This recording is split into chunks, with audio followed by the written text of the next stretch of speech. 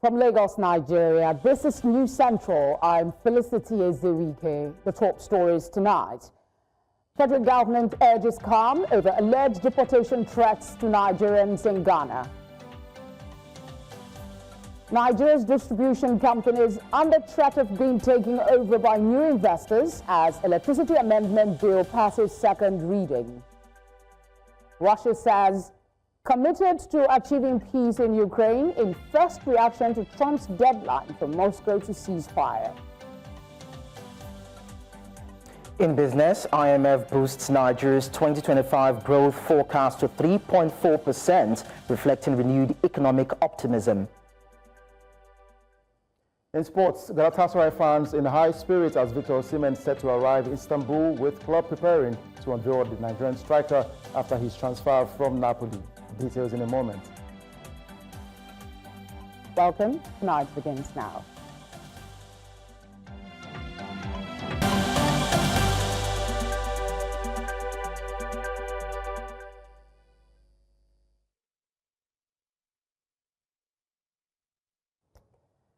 Nigeria's federal government has responded to a viral video circulating on social media showing a group of Ghanaians protesting and demanding the deportation of Nigerians from Ghana.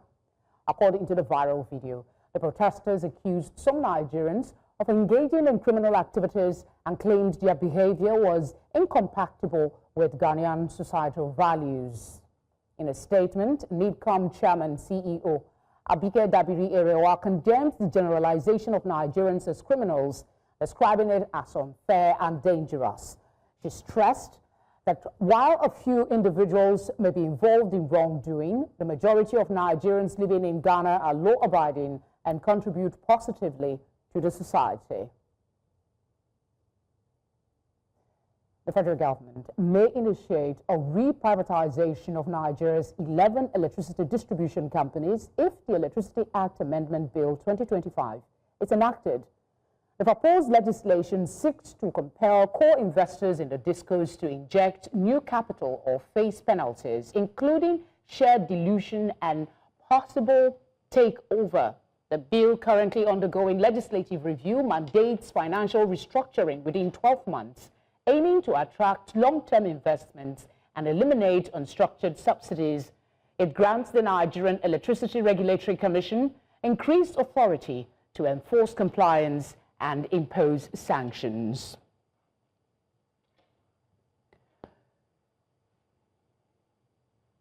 For this conversation, I'm now joined by MD CEO at Idfon Power Engineering Consultants Limited, Dr. Idowu Oyebanjo.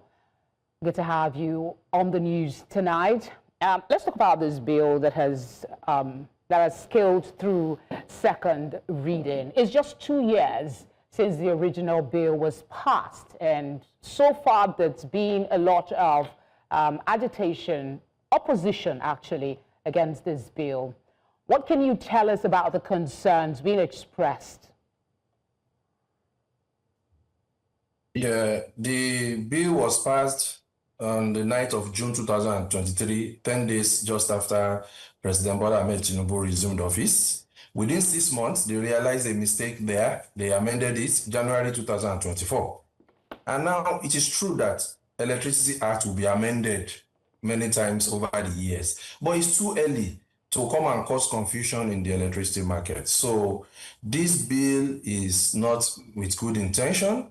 This bill, if it passes and the president signs it, the president has already shot himself in the foot by rolling back what he has desired since 1999, 2003, when he was governor of Lagos State. Now that he has signed it, I think those who don't want Nigeria to come out of the doldrums of poverty, they want to quickly roll back the intended gains of the decentralization of the Nigerian power market, which this bill that was signed in 2023 aimed to achieve. What are the core issues that they are trying to amend that sector players are showing concern about? Right. So, you see, the original bill that was signed has given powers to states to develop, so that states that wish to develop, as you can see them, you know them. If you look at the people who want to develop, they have taken advantage of the bill. They can now regulate electricity matters within their state. That's the issue. But people who feel threatened, people who feel the same way they will feel if they say we should go back to the regional government system, those are the people who want to roll back this electricity adventure that will actually save Nigeria out of the quagmire of and woes of the power supply that we have experienced in the last 12 years since privatization in 2013. So the thing was done through the back door. There are parties in the state. There are stakeholders in the electricity sector. At least as far as the Electricity Act is concerned, you have the federal entities and also the state government. But the state government didn't know about it. So that will tell you the intention of those people who want to just change something that was just done 2 years ago. They want to turn it back to a centrally controlled electricity market. Essentially, they are going to rubbish the Electricity Act and destroy the opportunity of Nigeria to come out of power problems. I also know that Labour has reacted to the proposed changes, especially in regard to a ban on protest by workers in the sector. But because of time, I'd rather you talk to us about some of the issues in the sector before this bill was brought to the House for amendment. We know that there was talks about subsidy arising from moves by the Enugu state government to cut the price of Band A, I think, from to 160, and there is an agitation against that. What can you tell us about that scenario?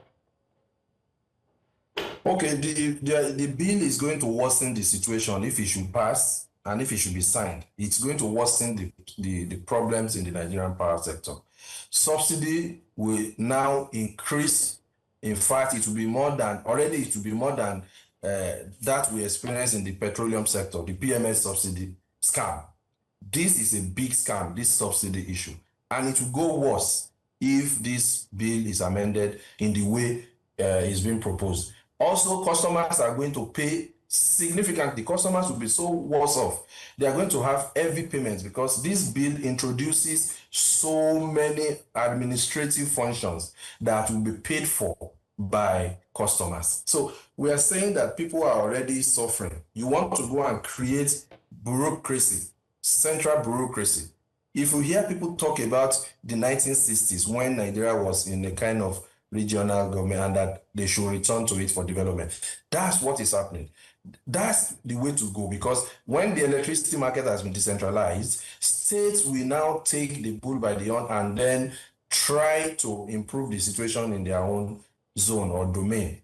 But by the time you take it back within 2 years without allowing this act to fester or to allow it to be implemented so that we can see what will happen, I think that's with is ill intention. One of the is going to be worse. Yes. Let's go back to the bill itself. How could the proposed reprivatization of Nigeria's 11 electricity distribution companies affect investor confidence in the country's power sector, and what measures can be taken to mitigate potential risk and attract long-term investments? It's very, very damaging. To propose such a disaster is damaging, especially because we have a decentralized market. So the confusion will be so much.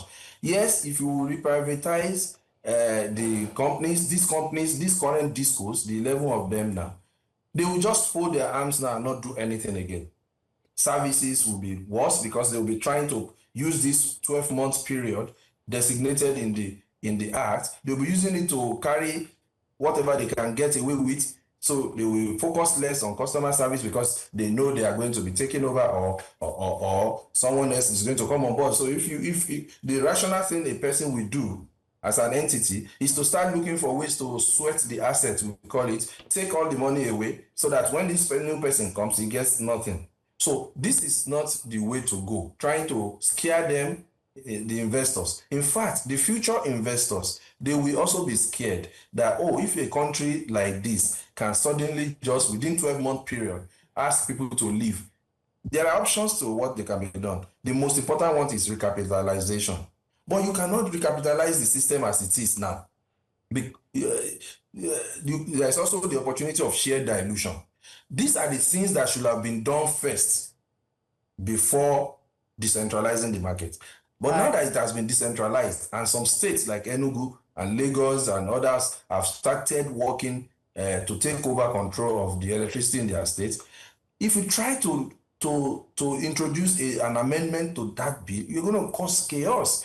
So this is where meritocracy is important. All right. I was going to ask you in 30 seconds to tell us if the bill, in your view, would scale through and become law, the amendment implemented. But I'll hold that and ask you instead of something else that is on the minds of many Nigerians. There is a memo circulating that the TCN is set to undertake some level of maintenance, which will directly result in power outages in Lagos and some parts of Ogun State. To what end is this maintenance drive, and how sustainable is it?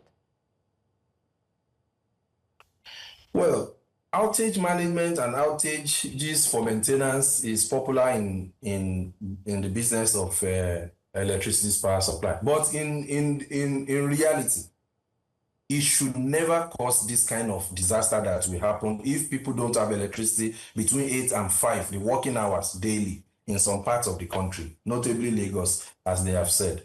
It shouldn't happen. What should happen is whenever you want to take out an asset for maintenance, you must have an alternative. But the Nigerian power system, because of poor planning over the years and lack of investment in projects, they will have only radial network. Radial means it's only one line. There are no alternatives. So you need to ensure that a power system has at least N-1 compliancy, which means in the absence of one that you are trying to maintain, another one is going to supply electricity. So you can now see why the state electricity, the Electricity Act, which gives the states the opportunity to ask for investors to build their own generation, will work. Let me explain.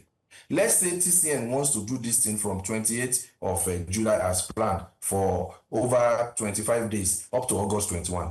Let's say Lagos State has private generators, Dangote, who has a lot of capacity, who wants to build more, and some other people who are interested. Let's say they have generation. They will simply generate and continue to serve people in Lagos State. So that's why this bill is so important. If any state actually wants to come out of the problem of darkness, this is the way to go.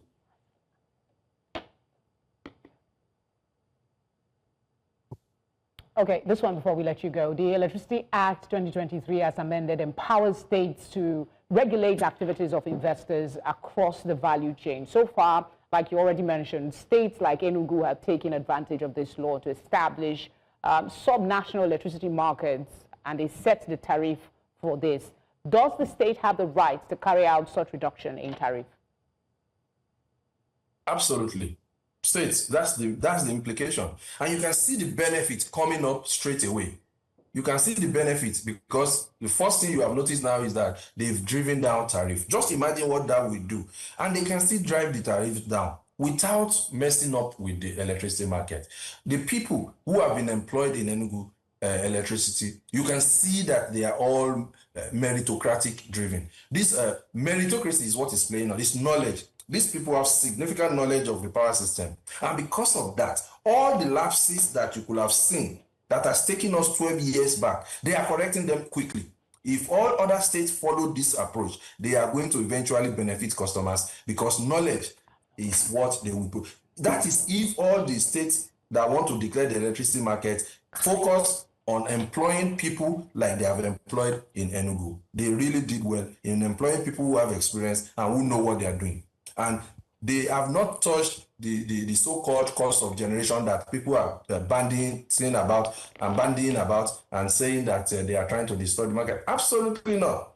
This was a properly done process involving the state DISCO, which is the main power electricity distribution company limited in Enugu, and even NEC itself. So there is no ambiguity. The ambiguity is coming because all the flaws that we have been carrying for so long that has made the tariff to be so high, they have reduced it because they have the oversight. They have now looked at some of the data. The ones that are incorrect, they have changed them. The ones that shouldn't be, they've corrected them. So because of that, the tariff will come down. That's what should have been done since 2013. But nobody has been doing it. So the opportunity has now been given to states, and now the state regulators appointed merit, they will look at these things and drive down tariff even further. I guess that's a good point to leave it for now. I guess when there is new development, we will be reaching out to you. Thank you for speaking with us. Thank you very much. Coming up, the Senate panel gives NNPCL 3 weeks to explain 210 trillion naira audit queries. That's after the break.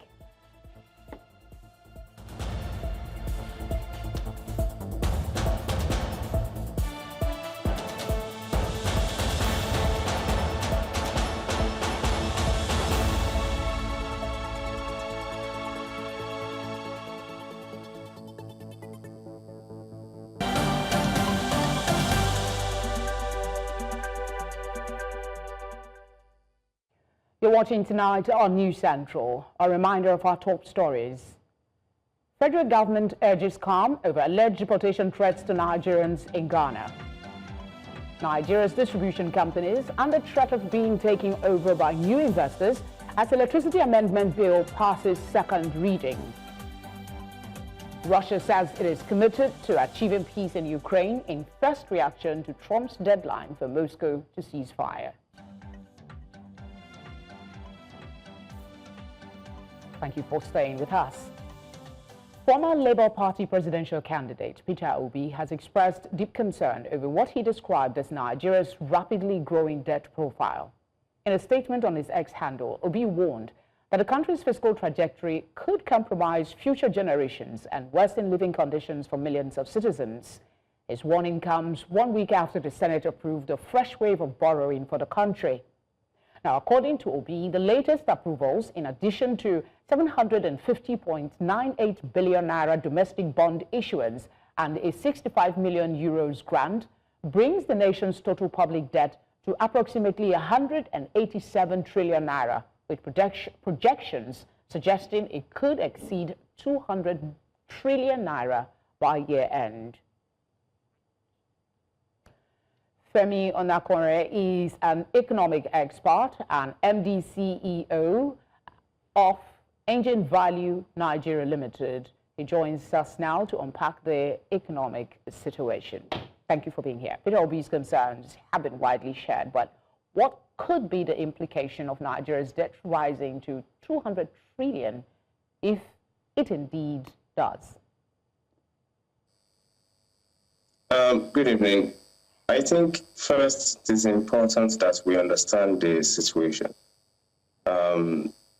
In economic terms, we need to unravel what it means to have a debt position and the implication of the debt in terms of its profile, the redemption obligations, and the utility or expected outcome of the debt.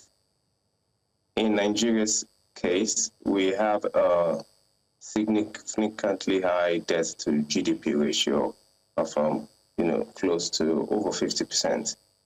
However, the real challenge we should be thinking about is our infrastructure deficit. A report that circulated for a long time that many people are aware says that Nigeria needs an injection of $100 billion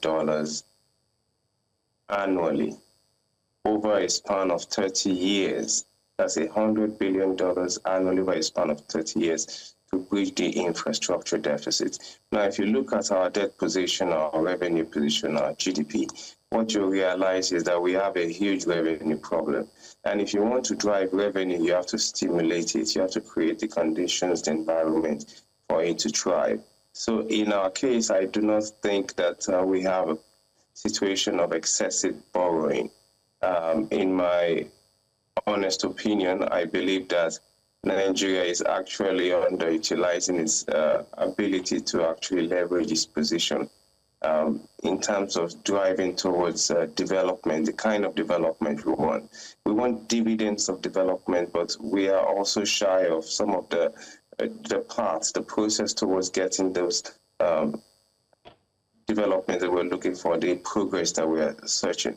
For example, America, a country that we usually try to point to and use as leverage in comparison, has over 120% debt to GDP ratio.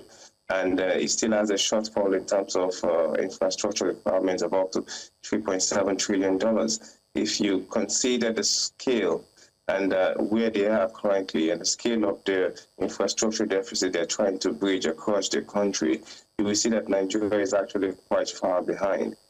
Regarding the approved loan, some things need to be brought to fore. Number one, it is the fact that in the appropriation of the 2025 budget, this particular loan was already captured.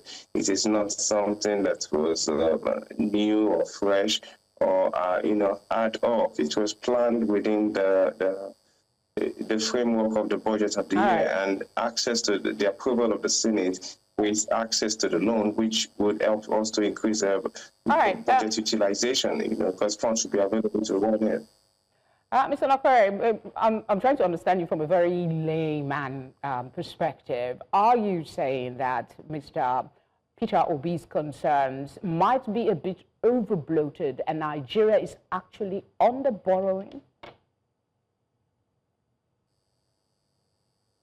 Yes, I believe so. I believe that some of these social media comments regarding the economy, they're just politicization of very real issues that affect very real Nigerians. As it were, the things in the country, all projections by leading experts globally are saying that the country is moving in the right direction. Our ratings are improving across different platforms, global respected platforms such as Moody, in different indices. Our exposure to forex disparity has reduced as a country. We have more stability and become more of an investment haven. However, if you're attracting investment, you need to provide infrastructure to support such investment. And our revenue profile is actually quite limited. Like I said, if we are projected to have to need actually $100 billion in terms of infrastructure investment annually over a span of 30 years for us to move, get out of the deficit position, then I think that Nigeria, as it is, it's not pushing its potential, especially with the opportunity available.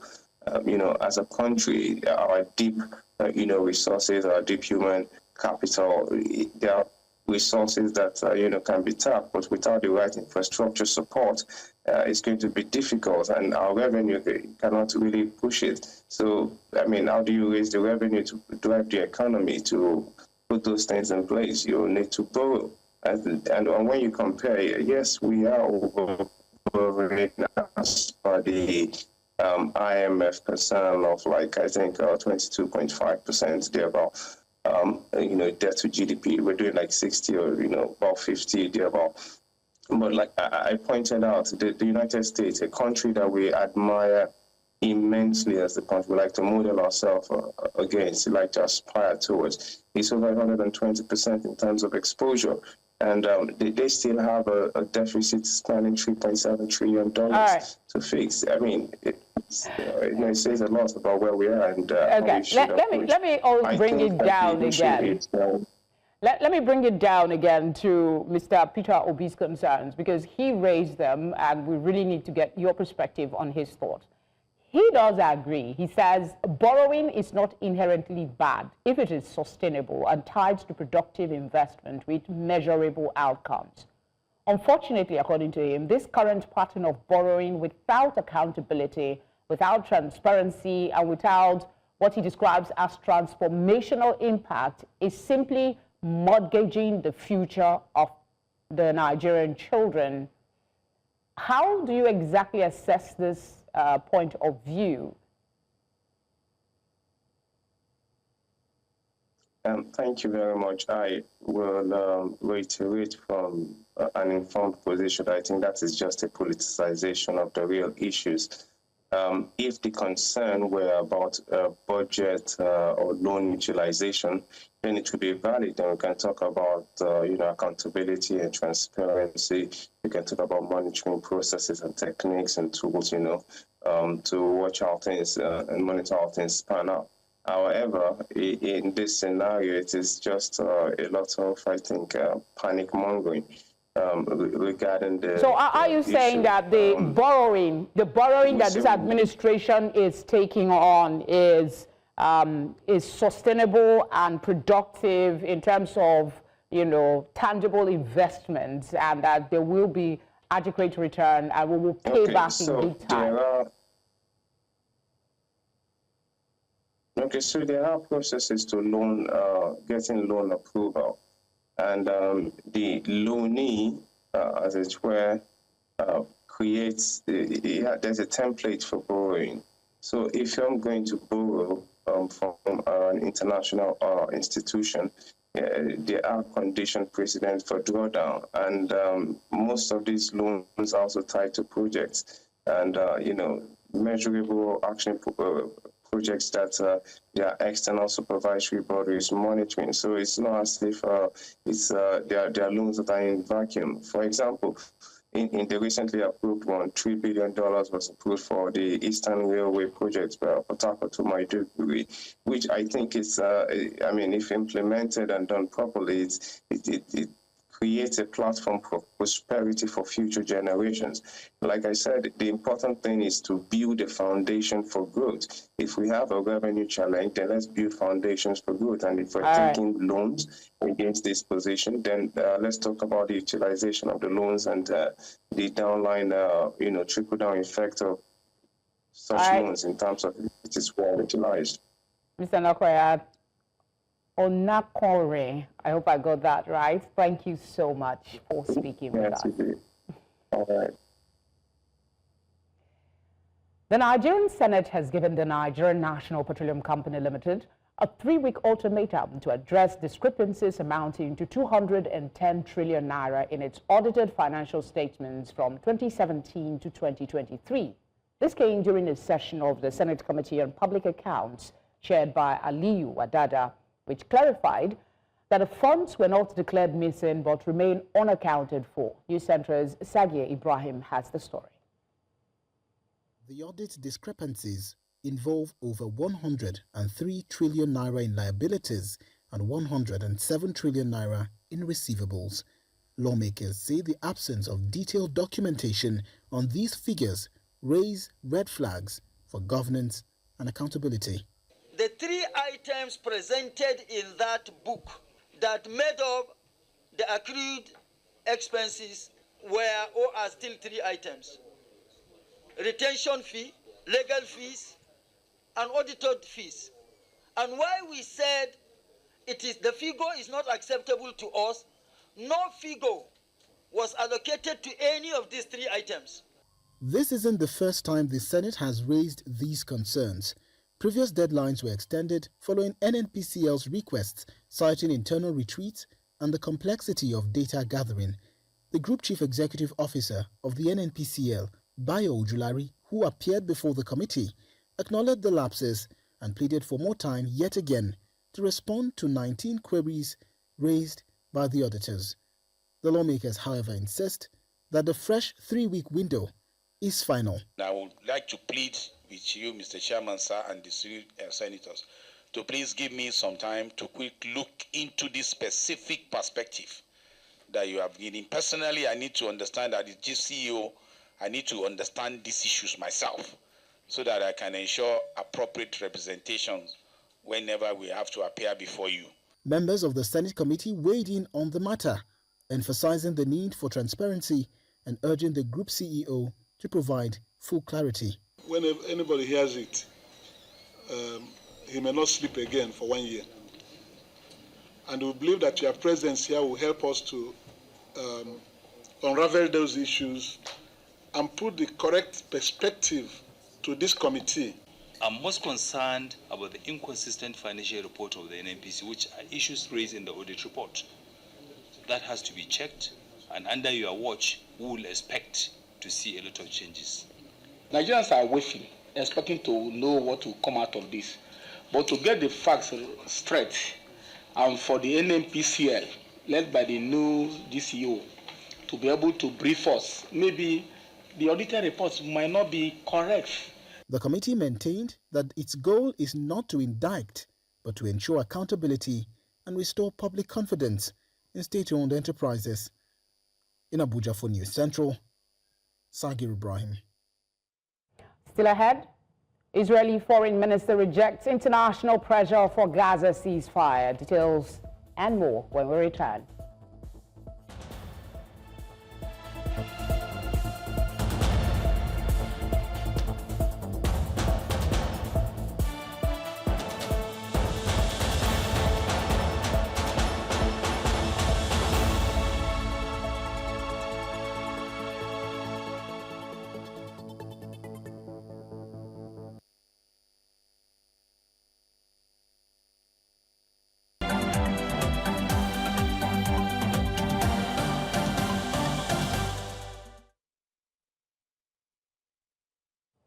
Traders at the railway market in Jos Terminus Market have lamented what they describe as sheer marginalization against them by the railway authority in the state.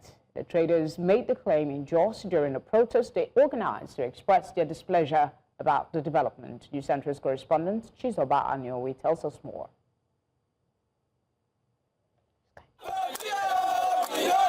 These traders allege that the authorities of the Plateau State Railway Corporation have asked them to vacate their shops. They say the reason given to them is that of expansion of the railway. While some of these traders say the railway does not extend to their shops, some others say they have no alternative place to turn to. We go to JMDB, give us building permission.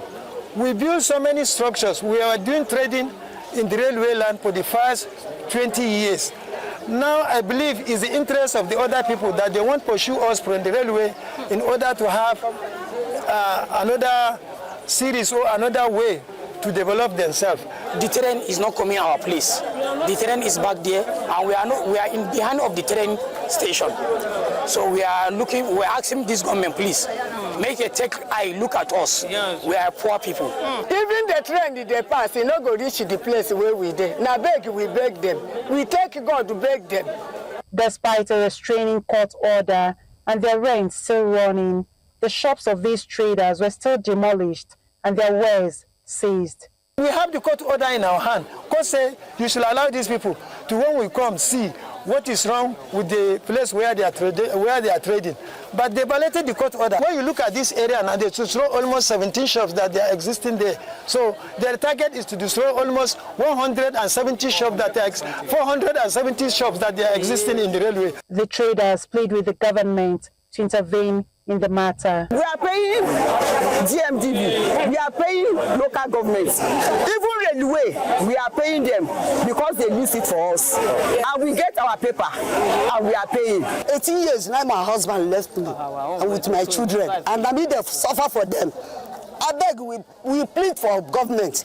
Let them help us. When contacted for their reaction, the authorities of the railway station declined to comment on the development. This is the debris of some demolished shops here at the railway market in Terminus here in Jos. And of course, it is alleged by the traders here as carried out by the station managers, the railway station managers. Their call is that government and other concerned authorities wade into this matter to ensure that there's no further demolition of these shops until this matter is brought to an end amicably. In Plateau State for News Central, Chizoba Anyowi.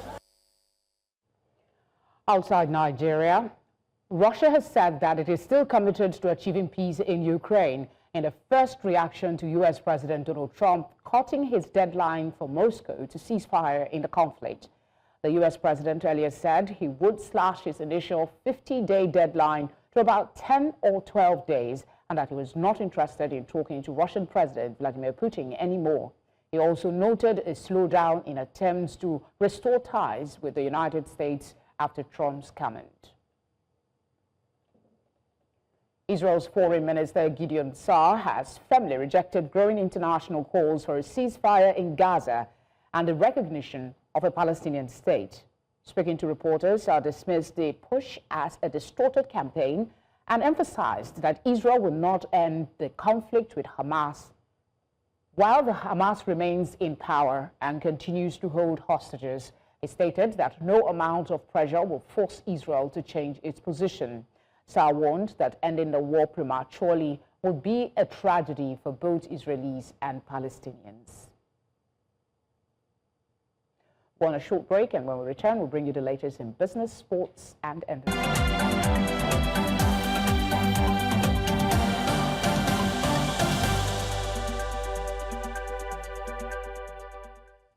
Leko is here for the latest in business. Leko, good evening. Good evening to you. Well, unlike before, the IMF seems quite confident about Nigeria's economic growth and recovery. So I'll tell you more in a bit.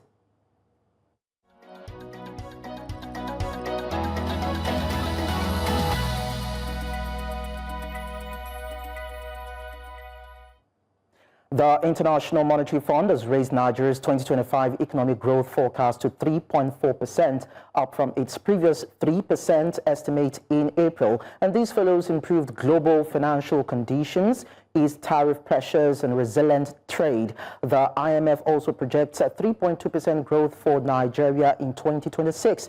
Sub-Saharan Africa is expected to grow by 4% in 2025, while South Africa lags behind at 1%.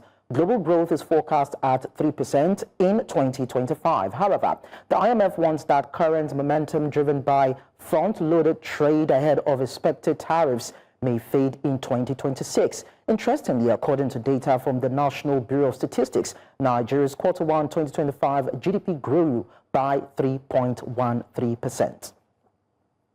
We also tell you that cashew nuts have propelled Nigeria's non-oil export growth, reaching $398.14 million in the first half of 2025, an 81.15% jump from $219.78 million in the first half of 2024, according to the Nigerian Export Promotion Council. At the launch of Nigeria's first directory of cashew processors in Abuja, NAPC Executive Director Nonye Ayeni emphasized cashews' rising global relevance, noting that the crop now ranks as Nigeria's third top export and fourth globally in production. Cashew kernel exports also rose 40.29% to $26.85 million. And despite challenges like climate change and access to finance, NAPC urged stakeholders to invest, collaborate, and scale the cashew value chain. Now, the dollar climbed to a one-month high against the euro on Tuesday, bolstered by major trade deals between the U.S. and global partners. And as we know, President Donald Trump signed a $600 billion agreement with the EU, imposing 15% tariffs, following a similar $550 billion deal with Japan. Ongoing talks with China also lifted market sentiment, and the euro slid 0.44% to $1.1538, and its lowest since June 2023, according to reports. Meanwhile, U.S. consumer confidence rose to 97.2 in July as optimism about the economy grew following permanent tax cuts. Despite job market concerns, a buoyant dollar and investor relief suggest short-term economic resilience amid global trade shifts. Let's now look at the equities market. The NGX All-Share Index surged by 2.03% to close at 137,912.87 points, while market capitalization expanded to 87.19 trillion naira, reflecting broad-based bullish sentiment across key sectors. And talking about sectoral performance, we start with the banking index that actually rose 1.62% as investors continue to rotate into tier 1 names. There you have it, followed by a 1.93% gain buoyed for insurance stocks, which actually renewed interest in low-priced counters. Now, oil and gas edged up marginally by 0.19%, showing muted activity. However, consumer goods slipped 0.27%, weighed down by profit taken in select fast-moving consumer goods. And finally, the industrial goods sector charged the rally with a 2.93% jump, driven by strength in cement and building material stocks, underscoring growing infrastructure-focused plays. That's all on business. I am Lekon Onobanjo.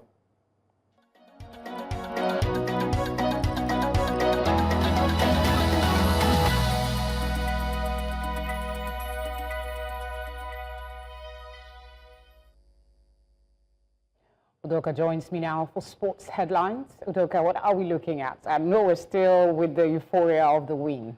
Definitely, and of course, we're looking forward to Victor Osimhen being unveiled by Galatasaray, and the fans are as well very optimistic. We'll give you more details in a moment.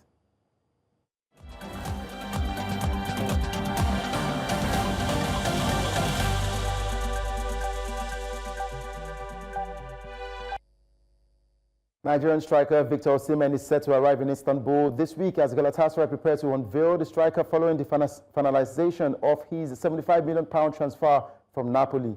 The anticipation among Galatasaray fans is coming to an end, with the club's management ready to bring the world-renowned striker to Istanbul once the paperwork is completed. Vice President of Galatasaray, Abdullah Kavucu, is traveled to Italy to complete the transfer. Kavucu, who will seal the deal for Osimhen, is likely to return to Istanbul with the Nigerian striker. Now, the Nigeria Premier Football League has restated its ban on the sale of league slots, calling it a violation of the league's core principles. NPFL Chairman Otunba Gbenga Elegbeleye addressed concerns over Heartland's replacement of Beyond Limits during the league's AGM and draws in Abuja. He explained the move was necessary as both Beyond Limits and Remo Stars share ownership, breaching NPFL rules on dual ownership. Elegbeleye clarified no money exchanged hands, and the Heartland's inclusion was a stakeholder decision after other clubs declined. He emphasized that this was an exception, not a rule. Remo Stars are from the same particular source. So Sporting Lagos said no, they prefer to go and compete again in the NNL. We approached Gombe United, they said no. So then we left it for them to run negotiation, and eventually Atlant took it. It is not about money. So if any club qualify now, if we have such situation now, for instance, any of the clubs in Premier League, now having one of the first slots from NNL, we will still do the same thing. In a situation where we don't have that, we will not allow any sale of slots. Nigeria's under-19 boys, the table tennis team, pulled off a dramatic comeback to defeat Egypt 3-2 and booked their place in the team final, which they eventually won against Tunisia. That happened earlier today at the Molade Okoya Thomas Hall at the Teslim Balogun Stadium. So huge victory for Nigeria table tennis, paving the way for our teammates right there, Abdul Basit and Abdul Fatai and Kuti Matu, who actually impressed earlier today at the center over there in Surulere. Now in Spain, Barcelona have given their 2025-2026 away kit a unique twist by blending it with a touch of sporting legend, the late Kobe Bryant. Replacing the traditional Nike swoosh, the shirts will feature the Kobe sheath, the sword-inspired emblem synonymous with the late basketball icon. This move reflects a deeper collaboration between FC Barcelona and the Kobe brand, uniting their shared values of excellence, ambition, and legacy. The decision builds on Kobe Bryant's long-standing connection to the club and aims to bring the Mamba mentality to a global football audience. The Kobe sheath symbol will appear on Barcelona's kits for the next 3 seasons through 2028 as the club continues to expand its global appeal and inspire future generations. And that's all on Sport Update. I am Udoka Njoko.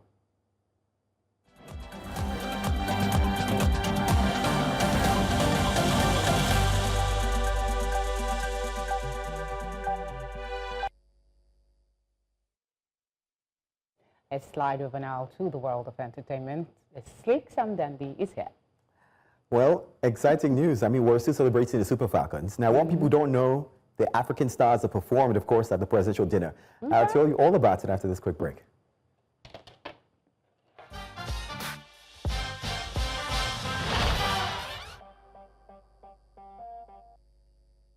In entertainment, Nigerian music stars Tenny the Entertainer, Flavor, Timi Dakolo, and Fido lit up the presidential dinner held in honor of the Super Falcons, celebrating their incredible 3-2 win at WAFCON victory over Morocco. Now hosted at the Transcorp Hilton in Abuja by President Bola Tinubu and First Lady Oluremi Tinubu, the event featured high-powered performances that saw the Falcons and dignitaries dancing the night away. Tenny, in particular, energized the crowd with her signature hits, earning cheers from football legends and government ministers alike. The dinner, held just hours after the team's triumphant return from Morocco, also included appearances by notable officials like, of course, the Minister of Arts and Culture, Hannatu Musawa, and performances highlights from Flavor and Timi Dakolo. The festivities underscored national pride as Nigeria's beloved players were serenaded by their biggest stars in a celebration of unity, resilience, and artistic honor.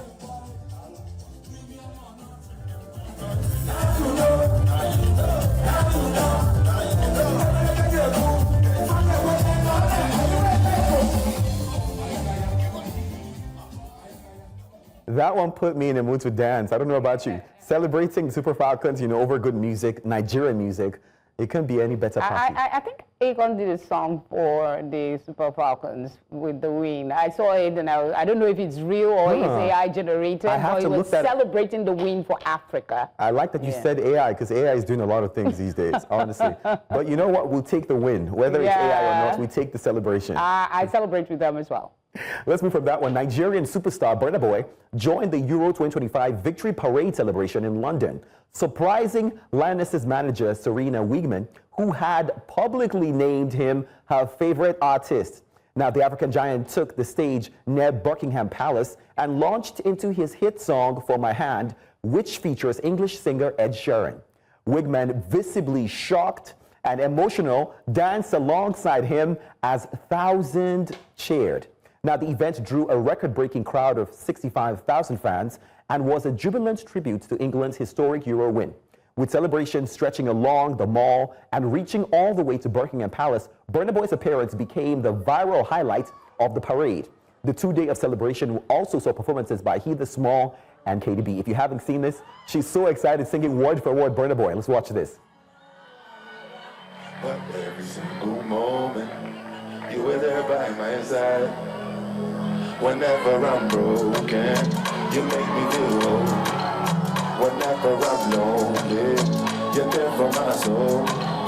Wherever you are, girl, that's where I call my own. Whenever you doubt it, I'll be letting you know. Whoa, girl, I want to be dancing with you forever. Absolutely. For the soul. See, let's play on. Absolutely beautiful. To think that, some people would say Afrobeats is for Africans alone, but we see how it's piercing every part of the world, and it makes us proud. And these collaborations are making it go even more viral. I agree, because that particular song was English singer Ed Sheeran, and Ed is massive in the UK, so it makes perfect sense. Seeing her singing word for word, I never get used to seeing white people singing our Nigerian songs. Oh, you need to see them on TikTok. Wow. It's like my FYP is filled with them practicing Nigerian, playing Nigerian songs and vibing to it. Afrobeats to the world. Well, those are the biggest stories in entertainment. I am Sam Dandy.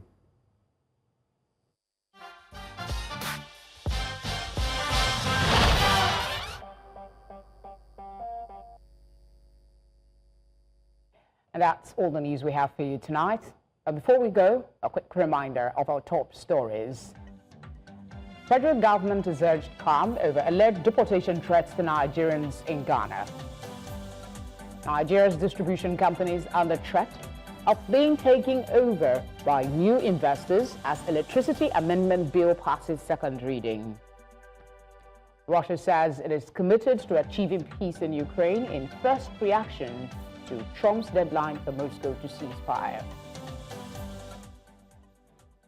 As always, we'd love to hear from you. Please send your eyewitness report to the number being displayed now on your screen. You can follow us on all social media platforms as well at News Central TV. You can watch News Central live on DSTV channel 422, GoTV channel 23, Star Times channel 274, Avo TV, and on YouTube. Thank you for being here. Good night.